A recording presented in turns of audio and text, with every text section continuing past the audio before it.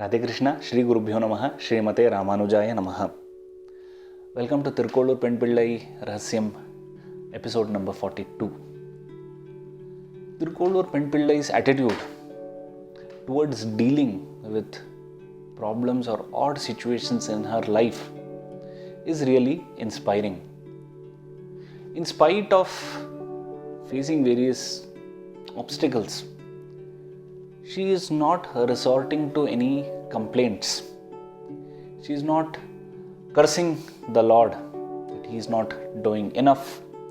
What is He doing for me? Like a lot of us have this grievance. What is God doing for us? So what did she do? Instead, she resorts to the great and the rich scriptures of the Sanatana Dharma. She is going through various scriptures, looking for these stories about great saints, great devotees, how they approached their life. And in that, she gets a lesson for herself, and she feels that, this particular devotee, this saint, did devotion to the Lord in this particular manner. That approach, that attitude is missing in me. So I have no rights to complain about my life, but I should be learning from these great sages how they went about doing their duties, yet devoted to the Lord. From work perspective, that is karma, they were engaged in their duties, but at a mental level, their hearts were filled with devotion for the Lord. So this was the lesson which she took, and in that process she started comparing herself with the various devotees and the various sages of the past. And the central theme, the common theme, if we look into our previous Bhakti Rahasyams, she could find that it is devotion which sets these great souls apart from her. Now, even if we were to apply it in our lives, if we were to go about carrying our duties sincerely, whatever profession one is engaged in, if we do it sincerely, but with the Lord in our heart, that is the difference. We are not doing it for our own selfish sake. We are doing it selflessly for the Lord. In such a situation, even the normal, routine, mundane activities turn out to be spiritual with this touch of divinity. Now, that was the approach which Penpillai adapted in her life. It's a learning for us as well. We can also look through the scriptures and find inspirational stories. Or why go to the scriptures? We have Thirukkolur Penpillai's 81 episodes where she has done all these comparisons, and if we were to listen or read Thirukkolur Penpillai's various comparisons and take those lessons in our life, definitely life will be a bit more peaceful and less chaotic. So let's go to our today's Bhakti Rahasyam, where Thirukkolur Penpillai is not comparing herself with any human being, but she is comparing herself with an elephant. Now, this story of the elephant and a crocodile, this is a very interesting story. It has a power-packed message for the grown-ups, and it can be told as a very simple story to the kids. The objective is both the kids and the grown-up should be filling their hearts with devotion after listening to this great story. Now, this story is found in our Bhagavata Mahapurana or Srimad Bhagavatam, and countless sages, countless devotees have written various commentaries on this particular story. Now, coming to the story, then we will see the Rahasyam statement towards the end of the episode. This is a very simple story where there is an elephant king who goes by the name Gajendra. He is a very powerful and a strong king who rules the forest, and he has somehow instilled fear in the minds of his subjects. So he has his pride loaded in him. It so happened once that he is going along with his herd, his wives, his children, friends, well-wishers. So they reach a place which is filled with natural beauty, from the mountains, the green trees, the grass, and there is a beautiful lake in the midst of this natural backdrop. Now, they seem to have walked for a particular distance. So, feeling thirsty, Gajendra first enters the lake and he quenches his thirst. Then he signals his herd to come in. They quench their thirst. Now, with the basic need of thirst quenched, they start getting into a playful and a joyous mood. So it is just like we, after our basic need or something which has been bothering us, if that is resolved, we immediately resort to some kind of a relaxation or a mentally relaxing activity. So they are in that lake, so they start playing by splashing water. So they fill up water in their trunks and splash at each other.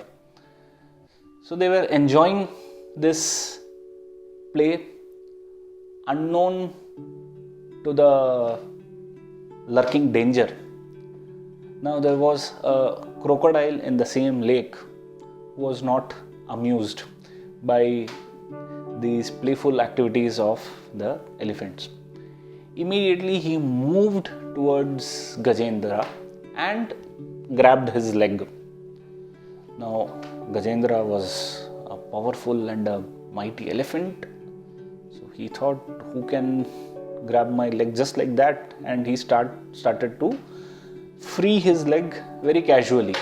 So he had that pride and self-confidence oozing out of him that this is just a minor thing, I'll just free myself out. But he was wrong. The crocodile, being a water animal, it started gaining strength, and the more Gajendra tried to free himself, he found himself getting more entrapped. Now his confidence, his power started waning. Then he relied on his near and dear ones. Now what they did, that is the friends and the relatives, the family members, each one started to pull one leg of Gajendra with an intention to free him. Now Gajendra felt that it would have been better if I wouldn't have relied on these people, because here he was in utmost pain with the crocodile grabbing his leg, one leg, and there were these family members who were grabbing him from all sides. So all his 4 legs were being grabbed by different people. So this irritated him and he requested his family members to leave him and he will find a solution somehow. Now this fight between the crocodile and the elephant is said to have lasted for at least 1,000 years, where the crocodile was now seeing, or it was sensing, victory, and Gajendra felt that his end has come. Now, with his self-confidence gone, with his power of well-wishers gone, he started getting spiritual thoughts in his mind. It is at that moment where he feels that this material life is so fragile. Okay, there was a time where he ruled a kingdom, but now he was at the mercy of this crocodile. So if this same material life kept him at a high at one point in time, there surely will be a point where it will also take one to the lows. Now, this is something which we don't realize. Okay, so that is the message part. We will come towards the end where we can draw parallel from this story to our life as well. Now, when he realizes that this material bondage is fragile, he gets that idea in his heart to worship the Supreme Lord Narayana. He feels that this Lord is the originator, he is the creator. So if everything else has failed, at least he will come to my rescue. With this thought, Gajendra lets out beautiful prayers to Lord Narayana, where he describes him as the source, as the creator. He describes his greatness, and finally it ends with the prayer that the Lord should come and deliver Gajendra out of this bondage and enable him to do spiritual service, devotional service for the Lord Narayana. Now, this was a true, innocent, sincere prayer by a devotee. And how could the Lord keep quiet? So immediately he mounted on his vehicle, Garuda, the eagle. He flies to the spot. He takes the elephant out of the lake, and with him comes a free gift of crocodile. The Lord is saying, okay, this is the creature for whom I was being prayed for. So he takes his chakra or the disc weapon and severs the head of this crocodile, thus helping Gajendra to free from this clutch.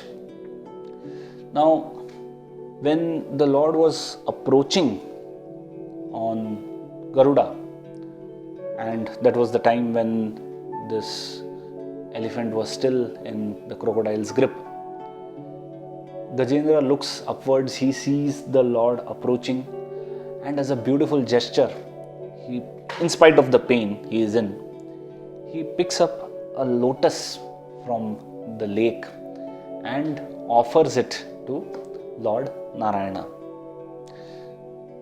So it was another act of pure devotion, and seeing all this, the prayers, the offering, Lord Narayana delivered him out of the clutches of the crocodile. Now, with this, both the crocodile as well as Gajendra were liberated.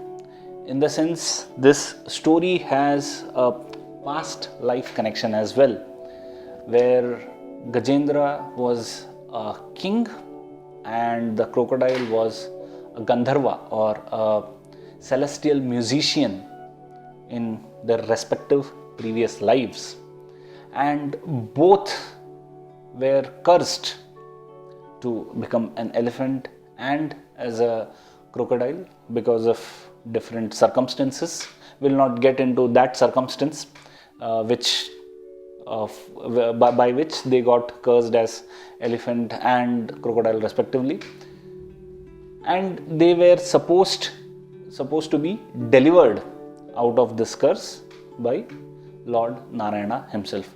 So it was all a divine play, a divine pastime of Lord Narayana to see this battle and to ensure that he comes personally to liberate both the crocodile and the elephant. So even though the crocodile was killed, it liberated that celestial musician who was suffering that curse, and it liberated or gave moksha to Gajendra, who was a pure devotee.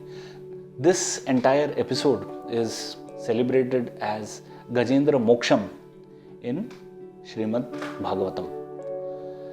So this was a simple story, and Thirukkolur Penpillai, she caught this point that the elephant could realize that Lord Narayana was the source of everything. So her Bhakti Rahasyam statement is, did I call the Lord, or did I pray to the Lord as the source of everything like Gajendra?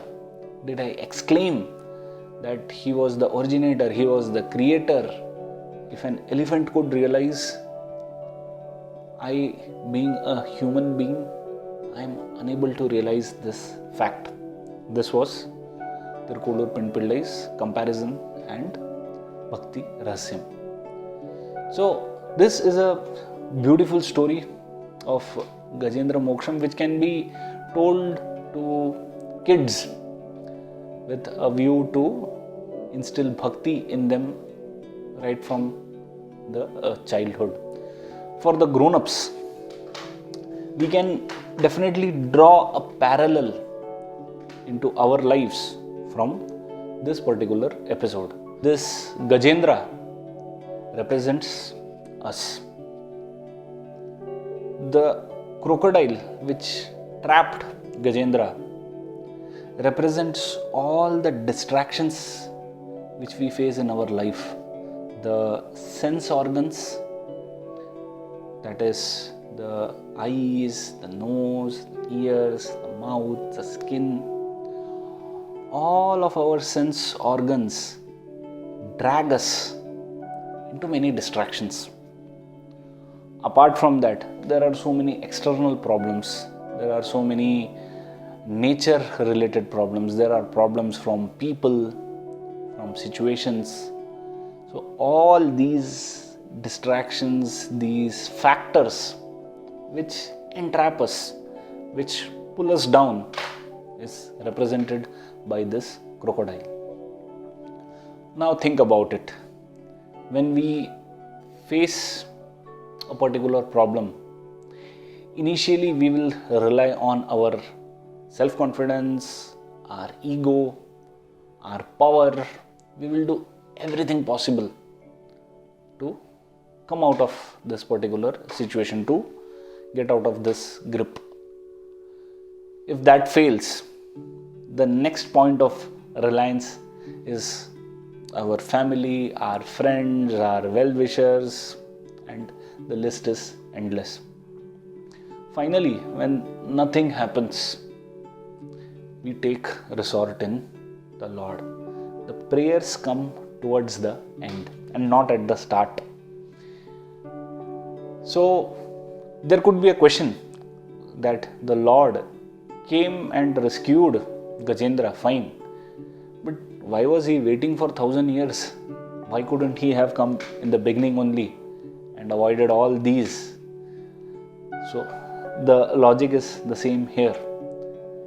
Did Gajendra call upon the Lord in the starting? No, he relied on his power, then on others' powers, and finally when nothing happened, as the last resort, he called the Lord. Same thing happens with us.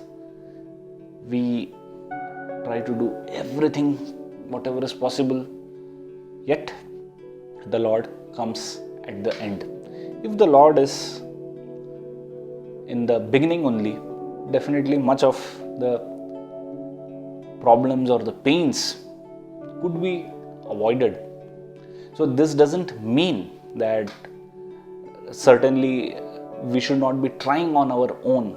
It is only that the element of prayer, the element of surrender, which happens towards the end, if it happens at the start and along with all the efforts which we put in that direction to resolve that particular pain or the obstacle, if that is coupled with the prayer and surrender at the start only, maybe things could look differently. Maybe we may not have to pass through the pain or the suffering which we otherwise may have to undergo. So this concept of total surrender by Gajendra is the main highlight, and it holds a powerful message for us as well when we are facing these difficult situations, when we are pulled by various distractions in our day-to-day life. So that's all from our current Bhakti Rahasyam. Hope you enjoyed this version of Gajendra Moksham. So stay blessed, stay devoted, and stay tuned for our next Bhakti Rahasyam. Radhe Krishna, Shri Gurubhyo Namaha, Srimate Ramanujaya Namaha.